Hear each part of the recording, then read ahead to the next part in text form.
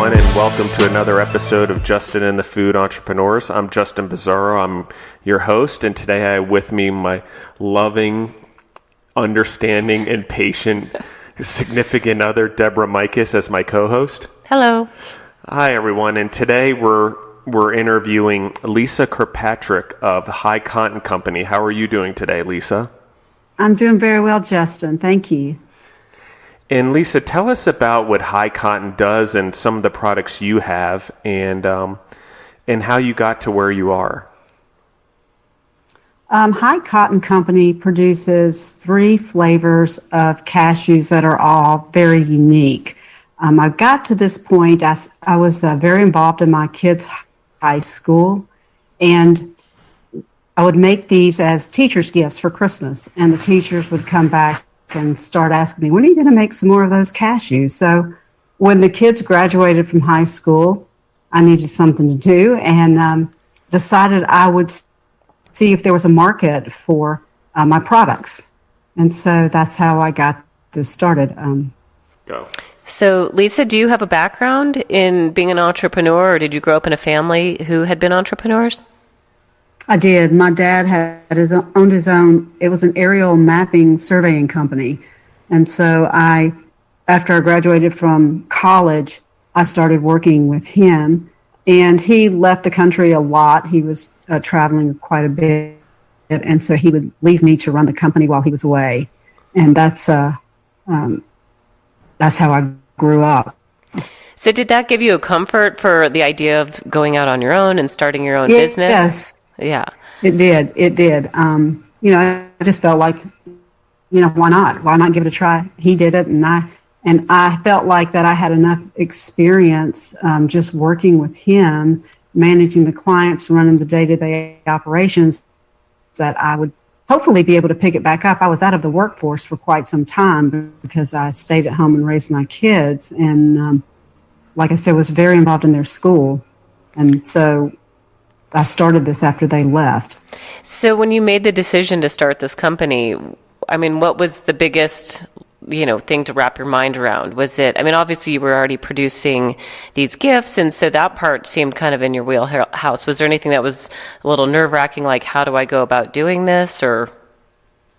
Yeah, well, the way I looked at this was there's a lot of steps involved. There were a lot of, I call it putting together pieces of a puzzle. So I would decide that I would do one thing a day that would put another piece into that puzzle. And so each day I moved myself forward by just moving towards my goal, taking it off in little chunks instead of trying to do it all at one time and being overwhelmed. I basically had a plan I was going to classes to learn how to start my own food business. I went up to the University of Georgia. They put on a wonderful seminar on how to start your own food business for 2 days, and it was the most informative thing I could have done. It really helped me prepare for taking the next step. So that's amazing. I didn't know that was a service that they offered. We've heard about all sorts of advantages in the state of Georgia that are helpful to new entrepreneurs, but to know that through the University of Georgia, do you know if they still do those classes?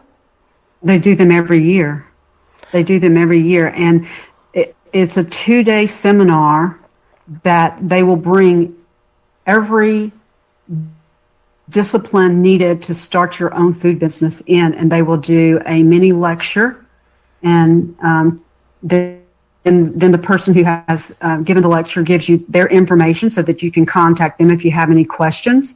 It's phenomenal. It's a wonderful program. That's an amazing resource. That might be something, Justin, we should think about having them on.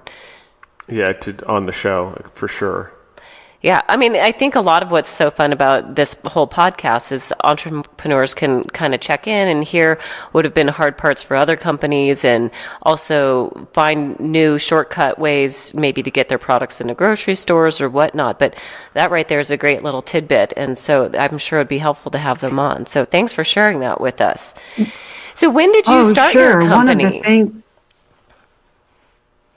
I started it, and I started thinking about it and deciding that this might be where I wanted to take my next step in October of 2017.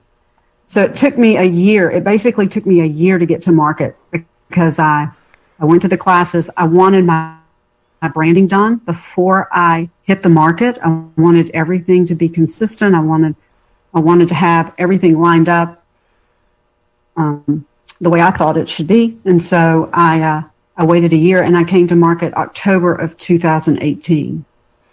I'm sorry, October 2016, and then came to market October 2017. And so then you bring your product to market, you get it all figured out, and then what did you do? Did you start trying to get into stores? Did you build a website to sell it online? Like, what was your approach to getting your product out to the consumers?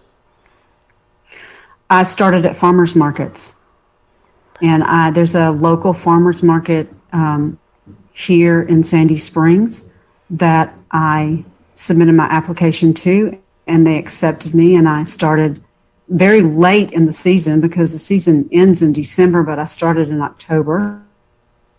And because basically I didn't know any better. And then it ended in December. I regrouped, and I applied for Flavor of Georgia in 2018, and then won in March of 2018 for the snack category. Oh, that's great. And so we've heard from several people who have also participated in that. And how was that? I mean, tell us a little bit about your experience there, but also about the aftermath. I mean, a lot of people have talked about the attention they got following the event. So what was that? What was that like for you? It's been phenomenal. It's that was one of the best decisions I made is entering Flavor of Georgia, because to me, it gives you credibility. If your product is selected as a finalist, or if you happen to win, then when you approach a retail store, you're not going in saying, try this product, it's really good. You're saying, you can go in and you can say, this product's been judged by chefs all across Georgia, and it's won in its category, and you should give it a try. I mean, it lends credibility to your product. Oh, for certain.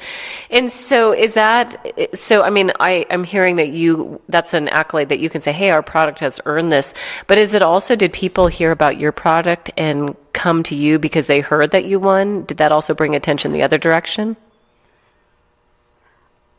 Well, I think that some of the retail outlets, they hear about it. And then what happened after that was I had the Atlanta Journal, they ran a feature on my products, and that's when I had people coming. I was at shows during the Christmas season, and I had people that said, I drove all the way from so-and-so to come see you because I saw that you were going to be in the paper. That never would have happened had I not been in Flavor of Georgia and had I not won.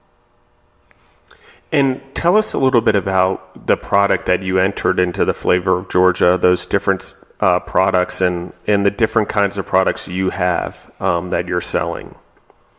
I have 3 different flavors of cashews. One of them is called Urban Nuts. One of them is Sugar and Spice, and one of them is chocolate. I entered Urban Nuts, and I entered Sugar and Spice. Sugar and Spice is the one that made it to the finalist round, and then eventually won in the snack category. It starts off sweet, the cashews do, and then finishes with a little bit of heat. So, Lisa, what is the most favorite product people have out of the 3 cashews that you offer? Oh gosh, it's really hard to say because they sell almost equally well. I think the Urban Nuts outsold the Sugar and Spice by 50 jars last year, so not a very big margin. Deal. The chocolate is only sold. I call it my special edition because you can only sell it from October until March because the weather down here is so hot and you can't ship it. but the chocolate does phenomenal. At the shows I was at Christmas, it sells out. So it's just what is really taste preference for folks. But they all sell equally well. Lisa, where can people find your products? They can find it online on my website, and my phone number's there. If they would like to call in an order, they can do that as well. Do you want to say what your website is so people know how to find it? Sure. It's www.highcottoncashews.com. And I'm in some retail stores, and then I'm at some farmers markets. And can they find out which retail stores on your website, or? Yes. Mm-hmm. Okay, so it'll list it there. Right. And so do you do all the fulfillment yourself and all the production yourself, or have you started with a co-packer? No, I have not started with a co-packer. I'm doing it all myself. That probably keeps you really busy. It does keep me very busy. And my first experience at America's Mart was in January, and it's been very busy since then. So I'm having, pardon me? I said someone else had also mentioned America's Mart there in Atlanta. But did you enjoy the show as well? Did you find it a success in terms of what your expectations were? Yes, it was a success for me and for High Cotton. We've had a lot of interest, a lot of orders, and I had people that were vendors there tell me, don't worry about it if no one orders from you. They have to make sure you're a viable company. When you come back in July, that's when they'll place their orders. But that was not the case for us. We were really pleasantly surprised by what happened at the Mart.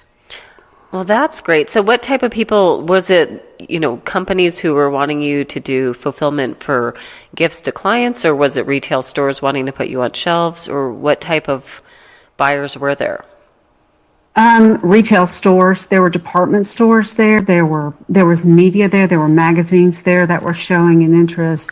A lot of the stores around the Atlanta area and South Georgia, North Georgia, we got orders from basically all across the state, with some going up into Massachusetts. So we had orders from everywhere out to Iowa. We've had mail order catalogs that have contacted us, department stores. So, we've had just a lot of interest in what we're doing. Lisa, do you have employees? So how are you handling all of the sales? Just considering you do your own production and all your fulfillment, do you have people who help you? Yes, I have some people that I've had to hire to start helping me in the kitchen and helping me, just get the packaging done and the whole process. And is that you've hired them since you did the America's Mart, or you already had them in place? No, I had to hire them since America. Oh, wow. Mart. Well, that's great news. That's, a big accomplishment. Mm-hmm. Yeah. So like I said, I'm really pleasantly surprised. And so as you look to the future, what are kind of the goals on the horizon, for your company? What is it that you'd like to see happen? Well, the first thing that I would like is to acquire adequate kitchen space. That's number one on my list, and then increase sales and hire some more staff, and I'd like to have a new flavor release this year.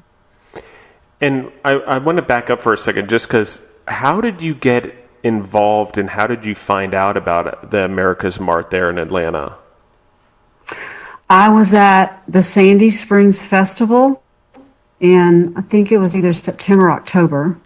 And the head of the merchandising for the Mart approached me at my booth and said, "Do you have wholesale pricing?" And I said, "Yes." And she said, "You need to be at America's Mart, and I'm going to have my assistant call you and make sure you're there this year." And so that's exactly what happened. That was on a Saturday, and on Monday, her assistant called me and said, "My boss has handpicked you to come down here." And she said, "We'd like to help you." And what I told them was, I said, "Well, I've heard there's a Georgia Grown booth at the Mart, and I would like to be a part of the Georgia Grown section. And so that's where I was placed this year at the Mart. Oh, that's great. So how many different vendors were inside of that booth? I would say there was between 10 and 15, I would say. Oh, that's neat that they did that. I love the whole Georgia Grown marketing, and I just think it's such a brilliant stamp to put on things. And we've actually seen it a little bit in Colorado, have a stamp come out that says Georgia Grown. I'm like, look, that's so cool. And I also love, too, really they have, like when you go to the gas station, they have the little mini marts and stuff. They have little cases, too, that have Georgia Grown products in it. And I'm like, that's just so ingenious. Well, the Department of Agriculture, they really support, and Georgia Grown, they really support the food industry here in Georgia, and couldn't be more appreciative of that. It helps us get on the map. And there's several stores that will only sell only sell products that are produced here in Georgia. So that helps us a lot. When I first started, I contacted, I didn't really know if there'd be a market for my cashews. And so I thought I would just test it out. So I searched the internet and I found 2 stores that carried only Georgia products. And I sent some samples to both of the stores, and one of them, they both called me back the next day and told me they wanted to carry me. Well, I wasn't really ready for that yet, but at least it showed me that, I might have some interest in what it was I was trying to do. So, Lisa, how did you hear about the Flavor of Georgia and Georgia Grown? Well, when I went up to the University of Georgia seminar that I told you about, Dr. Mohan, the person that is in charge of the seminar, told me about Flavor Georgia and told me he thought I should enter my products. And so that's how I found out about it, and that's why I entered. And so that's how you found out about the seminar as well? I found out about the seminar. I was just searching online, and I just actually found the seminar. And so were you looking into that because you had the idea to start the business from the interest in your children's teachers, and then you were just kind of like, which step first? And then you saw the seminar, you're like, oh, this could work out and kind of help me with the step-by-step. Is that kind of the process? That's exactly what happened. And so, okay, as you grew then, and as you got more into Georgia Grown, which I see the labels always on all of your packaging, as well as the Flavor Georgia winner, how did that help you with the confidence that you had to go into things like America's Mart? And did you feel that the presentations and stuff they forced you to do and the presentation of the product help you prepare for selling your product or for other shows or markets and things like that? Absolutely. Well, when you have to present in front of the panel of judges, you just have to research your product, and you have to know every different aspect of it. And they give you questions that, they may be asking you, but you've got to go in there and just sell your product. So you sell it to the panel of judges at Flavor Georgia. It gives you confidence to be able to go anywhere else and sell it to whoever you may be talking to. So when you went before the panel, did they have questions for you that stumped you, or you basically knew whatever it was they were asking? They were kind to me. So I knew the answers to the questions they were asking. I was very nervous. I'm not going to lie. It was, I'm not a public speaker, and so going in front of that panel was a little intimidating. But it's a big group, isn't it? I wasn't. Justin was one of the judges, but I've never done it. But isn't it like 15 people or something? It's quite a few people in the room.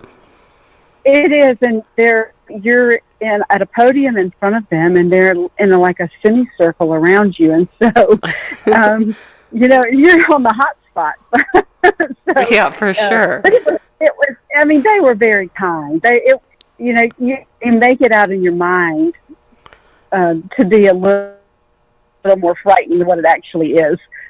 It was a good experience for me. I really enjoyed being there, presenting, just being a whole part of the day was a lot of fun. Being able to network with the different food vendors, the food entrepreneurs there. It was a great experience. I got to know so many really wonderful people who now refer me to clients that they have. So it was just a fun learning experience type of day. That's so great. And I've heard these stories from other people as well, how they kind of cross market, or they maybe even mix their brands together and create products together or baskets together or whatnot. And so I love hearing the collaboration that has come from that event. And that's exactly what I'm referring to. Yeah. So they're putting they're pairing my stuff with their product. So in terms of cashews, do you grow your own being in Georgia, or do you how do you procure your products? I have a supplier that's up in Alpharetta, Georgia. He's a wholesaler, and I buy my cashews from him. But cashews are not grown in Georgia. They're primarily grown in Africa, India, or Vietnam. Well, we were just in Thailand, and we went through a plant where they had, what exactly were they doing? They had actually had the cashew trees there in Thailand, and they were pulling them down, and we didn't even realize that actually it takes all year, and it grows one bud or fruit, I guess, and out of that fruit only comes one cashew. Yeah, it's crazy. The thing looks kind of like a green pepper, not green, but and there's one nut in there. I was shocked. I was like, who knew? I know, it's very bizarre looking. It hangs off that end of it, they call it the apple, so the cashew hangs off the end of that apple, and the research I've done on it, there would be women in India that would start taking the nuts out of those shells when they were 12 years old. They would work until they retired. It was very labor intensive. And then Vietnam has just recently automated the process. So it's not, quite so time consuming. Well, the plant we went through, it was fascinating, and they were still doing it one lady, one nut at a time. And I was like, oh, my God. I mean, they had a whole room of it, but they had one person down on the floor where you could see what they actually do. And they would, put the little nut in there and pull the lever and sit there and pick it out. And I was like, oh, my God, for every single cashew. Very labor. Yeah, and I think of grabbing a handful and throwing them in my mouth. I all of a sudden felt really guilty about that. It's like someone worked so hard. How'd you get those out, right? I know. It makes you understand why cashews are more expensive than other nuts, for sure. Oh, for sure. That's why my company's called High Cotton.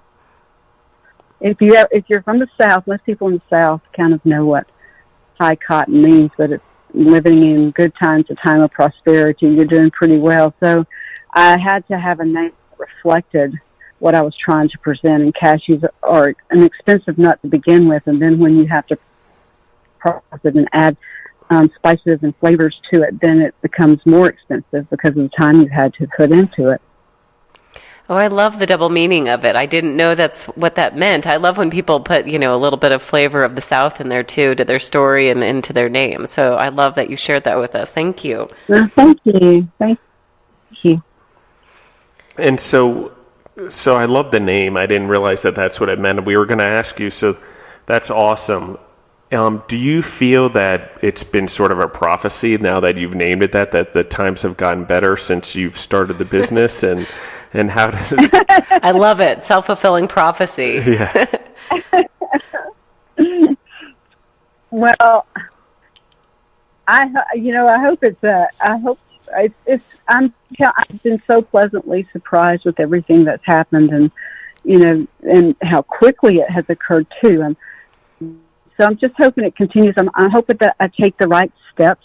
And I'm very cautious, and I'm very optimistic about the way I do things, I try to have a plan. I work with the Small Business Administration. I've got 2 folks down there that help me, Paul Wilson and Anna Brumbley. They help me, and we come up with strategic planning. And, that's more classes that I go to that are put on through the Small Business Administration that have been very helpful to me, too.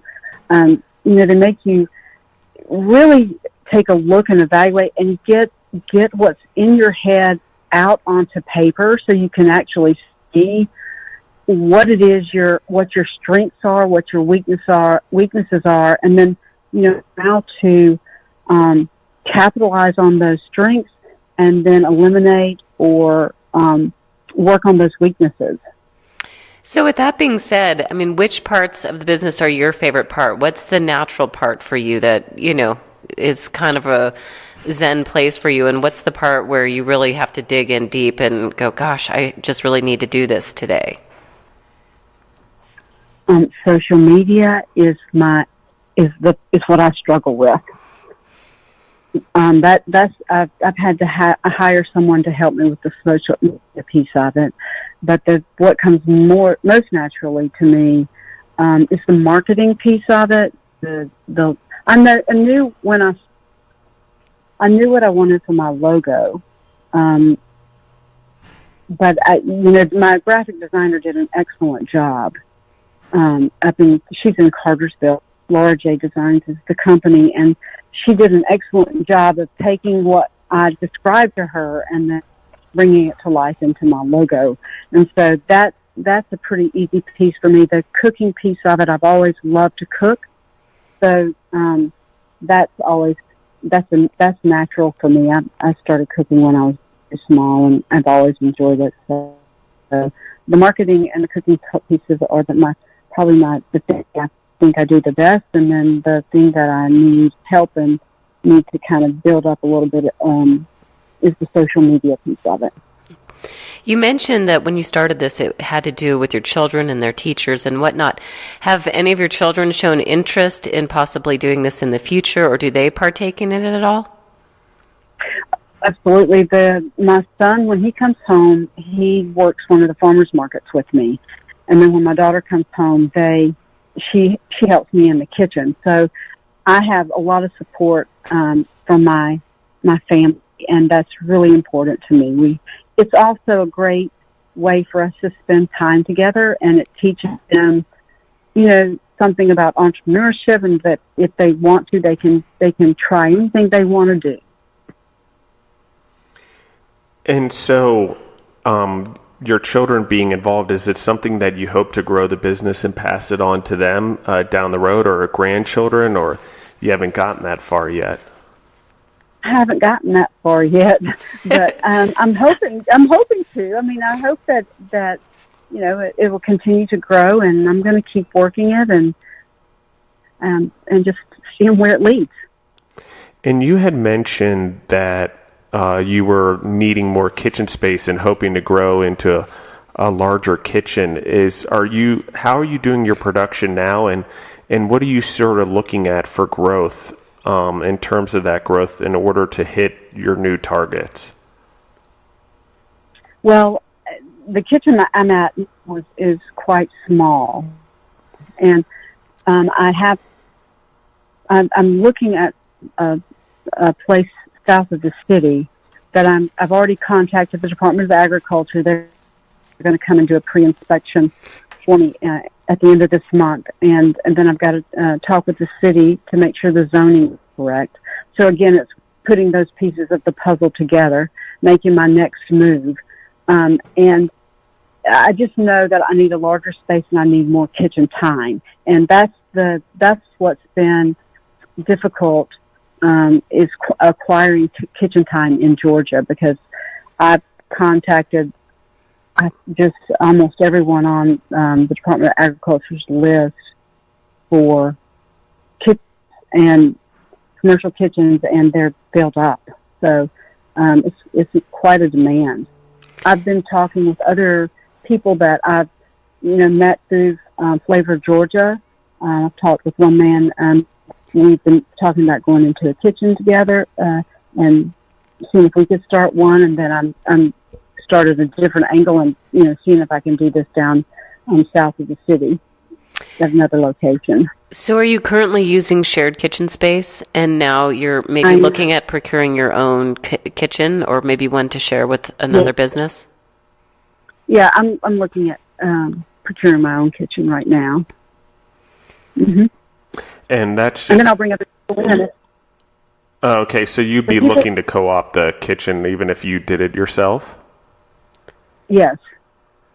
So this is where it all happens, right? The entrepreneur becomes a serial entrepreneur out of need. You're like, wait, I need something. And so all of a sudden you're like now going to possibly have a kitchen and have another business where you have to bring other people in. But that's the nature of the beast. And, it's always how you have to be resourceful. I love hearing these stories. And so do you already have prospective people who would be interested in sharing it with you? Yes, I've one of the women that was at the America's Mart with me, she showed an interest in the man that I was telling you about earlier. I'm going to contact him, and then I have another lead on another woman who's also looking for commercial space that I'm going to call too. So that's 3 right there. That's amazing that so many people in Georgia are consuming up commercial space. I know Georgia's just becoming such a boom for the food and exporting food out of Georgia. And I believe I've heard that some of the food being produced there is now being exported internationally out of the port of Savannah. So that's really great news. And so what are some of the hardships that you've had getting to this point? If you could name, a couple or 3 of them, what are some of the things that you felt like you really learned a lesson on or wish you knew when you started? Well, let's see. Well, I wish I had known that about the kitchen space. At first was easy for me to find, but then it got more difficult. My first kitchen closed, and so I had to find another space. So that was difficult. The managing the production process is something that I'm having to kind of learn to maneuver. And then, like I've said before, the social media piece of it, and it's just so foreign to me because I'm not a Facebook or a person per se, and so I don't know how to do that very well. So those are the things that I'm trying to learn to do. But I think of more as challenges than anything else. I mean, it's another way just to test yourself and grow. And so, like the social media, you've mentioned now a little bit how that's kind of your tough spot for you. And so, I mean, how have you found the right person to help you with that niche that's not really your go-to zone? Well, it's a fella that contacted me. He did a cold call, and he contacted me one day, and we just started talking. And I asked him about it, his business and what he did, and he said he did the social media, Instagram, Facebook. I knew I was going to have a Facebook page. I knew I was going to have to do an Instagram.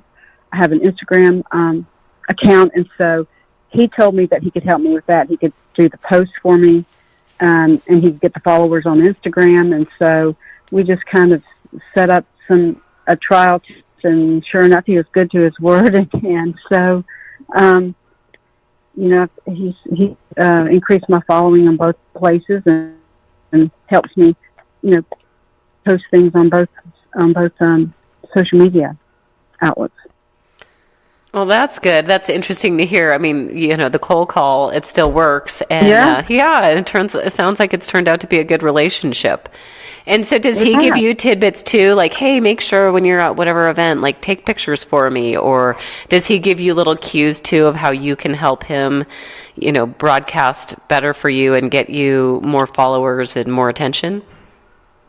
Yes. I mean, we pictures wherever I go. We're taking pictures and posting them, and I send them to him. And then, he tells me, the kind of things I need to put in blogs.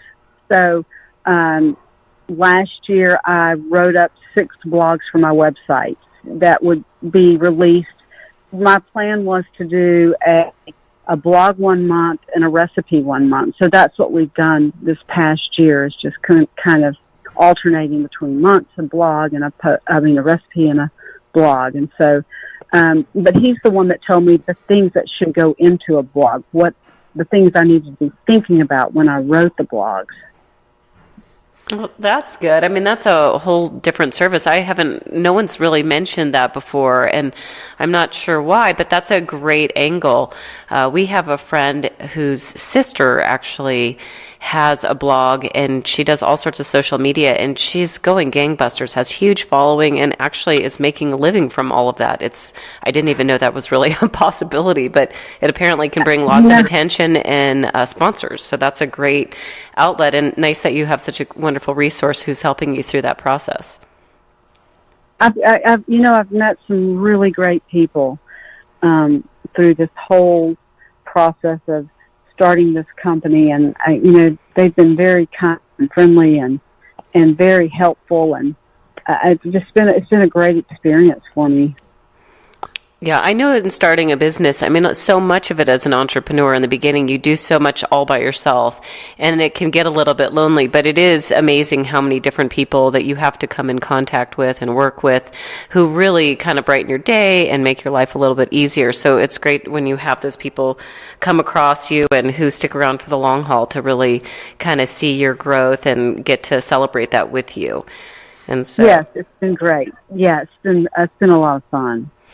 And so as an entrepreneur, considering we all start out kind of alone doing that, how do you motivate yourself all the time? Like, what's the thing that, do you do it based on, what fire needs to be put out? Or are you like, oh my gosh, I have a goal and I want to try and hit that, and that's what leads your path? Or what's your system? Well, I just make sure that I do one thing every day that moves me closer toward my goal. Because there's so much, it can be overwhelming and you can get stuck. So what I do is I just make sure I take one step to move myself closer to whatever it is I'm trying to achieve. I think that's a great lesson there, because not a lot of people understand that that's what you need. Every day is an opportunity to take one step closer to what your goals are or your vision. And it really just means, not taking a day off for the most part. I mean, there's exceptions, but every day has to be a stride in that direction to be a successful entrepreneur. And I really enjoyed hearing that. Actually, I'm sure the audience enjoys hearing it as well. There's also a ton of minutia that you can just get stuck in that is just busy work that kind of has to get done, but it's not necessarily pushing you forward. So really identifying like, gosh, I need to find one thing today that's really going to push this ball forward, because a lot of it's just kind of keeping afloat. And so that's a great technique. I really like that. Well, thank you. And so right now you have 3 cashew products. Are there other products beyond cashews you're looking to get into? I know you had mentioned you're looking at a new cashew flavor, but are you planning on branching out beyond cashews, or is it something you're just cashews for now? What are your goals there or vision for High Cotton? Well, I named it High Cotton Company just in case I wanted to branch out. Not called High Cotton the company is not High Cotton Cashews. So I'm thinking of it right now. I am just focusing on cashews, really trying to establish my market. First, I want to be known as the premier gourmet company for cashews in the Southeast region. That's what I would like to be known as. So that's what I'm focused on. And down here, there are a lot of peanuts, and there's a lot of pecans, and so there's not a lot of companies that just produce cashews. It's a little unique. It's a little outside the box. So, but it's been successful so far. So right, it's working. That's the whole goal. I know I really enjoyed the cashews at the Flavor of Georgia last year for sure. And you had mentioned that you're maybe do some collaborations with some of the other Georgia Grown and Flavor of Georgia contestants and members. So how I mean, are some of those things coming up? Is there like a honey cashew in the making or something like that? Well, I'm hoping so. I've been talking about that for a while. So we're trying different flavors and trying to figure all of that out. It's just a matter of getting in the kitchen and testing out some new things and seeing what comes up. I tried one with some coconut and some pumpkin seeds, and more like a granola bite, but I'm not sure that it's for the market. It's a great granola. It sounds amazing. I think you should do it. Making me hungry over here, Lisa. And so what does kind of stir your, creative process? Is it because people are like, oh, I'd love for you to make this? Or are you just, sitting there cooking dinner one night and you're like, oh my God, it'd be so great if I could make a whatever and crust my salmon with it? Or, I mean, what prompts you? It's things that I like combinations for, or my family too. My husband is really wanting me to do some type of caramelized nut with some flavor on it. So that's the one. He said, Lisa, I love these things. I think you can sell them. You could sell them just like this, So right. I'm just trying to.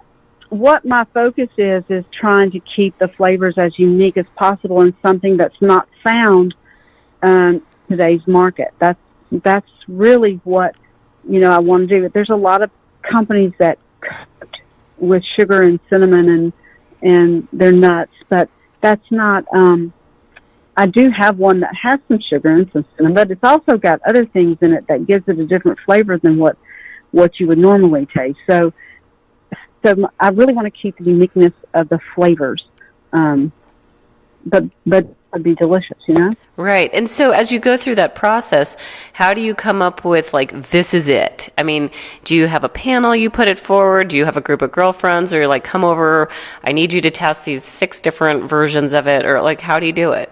Do you hire people? No. I've always said I put out what it is I like, and I'm very I'm my worst critic, so it has to be just right. Getting the combinations of the spices for the sugar and flavor, it took a long time to do. I tested a variety of different ways to use those spices, and what it ultimately came down to was I am not a spicy person. I don't like foods that are too hot. So the flavor of the sugar and spice cashew is such that it's something that's not too hot for me, and I didn't want to turn other people off. It was too spicy. So I felt like if I could handle the hotness of that nut, that other people could too. And that's the way I got to that flavor panel for that nut. But also, one of the great things about Flavor of the University of Georgia seminar was that they allowed you to bring your product to that seminar, and then the other people who were also had brought their products, everyone got to try each other's, and they graded basically. So I got feedback there on which flavor they liked best, why, and so that was really insightful and very helpful. Now, at the University of Georgia, I had both of my flavors there, which was the urban nuts and the sugar and spice, and the urban nuts won there. The Flavor of Georgia, the sugar and spice one, so it just depends on what your audience is and who likes them, So right. It's, well, and when they did the evaluation on your little report card in your class, were you in agreement with what the feedback was? Did you like, oh yeah, that's a really good point, or were you kind of blown away that I don't think so? Did you agree? No, I thought they had good points. Some of them were right on, and then some of them were, it was just what everyone's taste is different. That's what makes this so much fun, is that right. What one person like, another one not like, and what one might not like, the other one will like. So, exactly. And that's what happens at shows that I go to. So like at one show, I'll sell out at the Sugar and Spice, and at another show, I'll sell out at the Urban Nuts. So it just varies, and I never know. I never know what show's going to hold what for me. That's amazing. And so you mentioned your husband. How does he reacted to this? Because it has been a change in your life, obviously, since you've started it, and you've now become an entrepreneur. And as entrepreneurs, obviously, our time gets very sucked up into the businesses that we're involved in. So how has that affected your personal life, and how is he involved in it? Does he get involved with you and go on the road and do the shows? So tell us a little bit about that. Well, he has. I say this to everyone. He's my biggest cheerleader.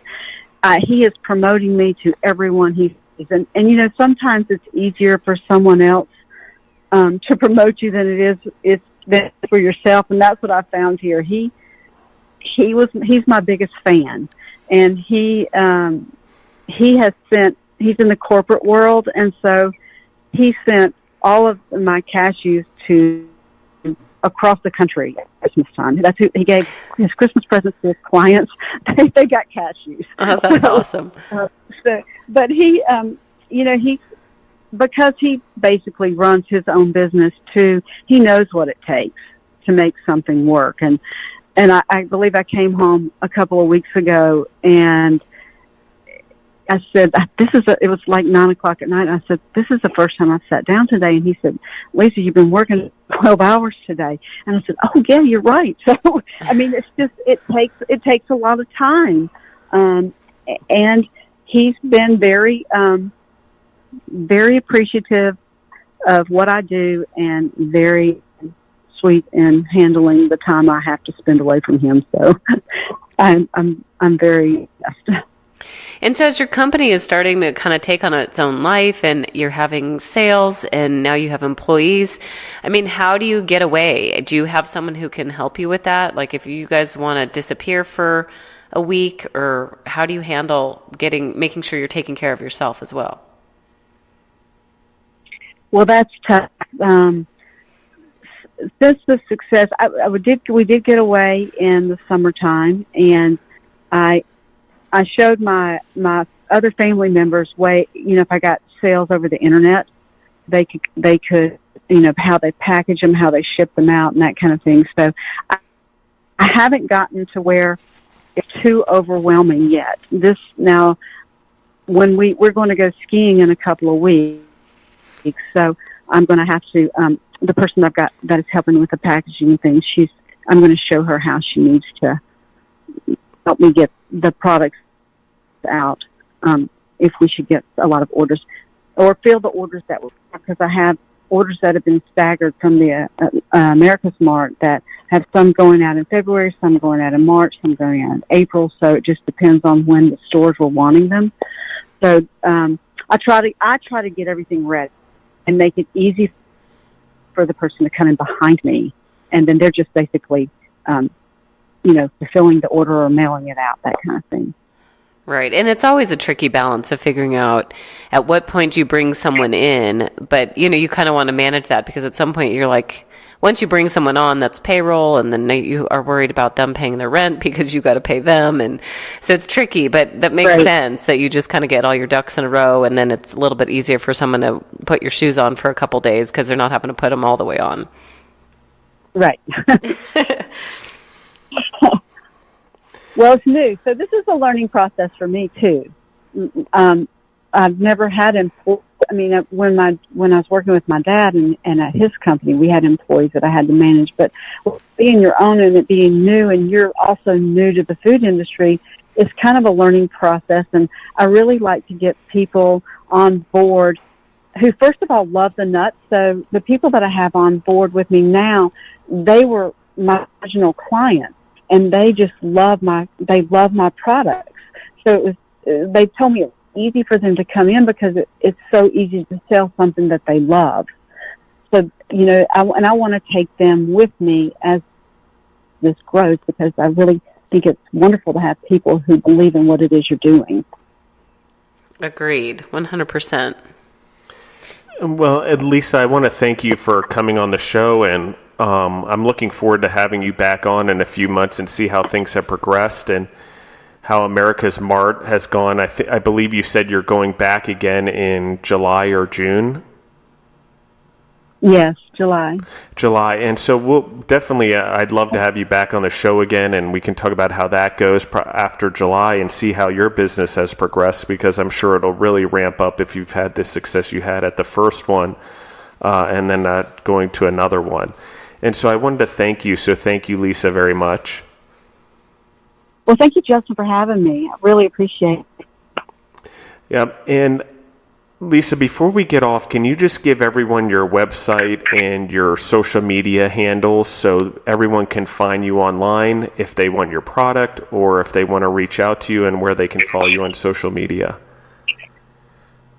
Well, my website is www.highcottoncashews.com. And let's see. Justin, you know what? I told you media. I don't know what my Instagram is. Yeah, no worries. I will put it in the episode notes so everyone can find it. And again, okay. I can't thank you enough for coming on the show, and I'll make sure I put it all in the episode notes, and I'll make sure I mention all of the special mentions in the episode notes as well that you mentioned on the show. So that being said, I'm Justin Bizzarro, and this is Justin and the Food Entrepreneurs Podcast. I'm Justin Bizzarro. You can find us on Instagram and Facebook at Justin and the Food Entrepreneurs. And you can also email me at justin.bizzarro@gmail.com. That's BIZZARRO if you're interested in being on the show, or you have questions that you would like us to ask the food entrepreneurs that are on the show. Thank you again, Lisa, and everyone in the audience. Have a great day.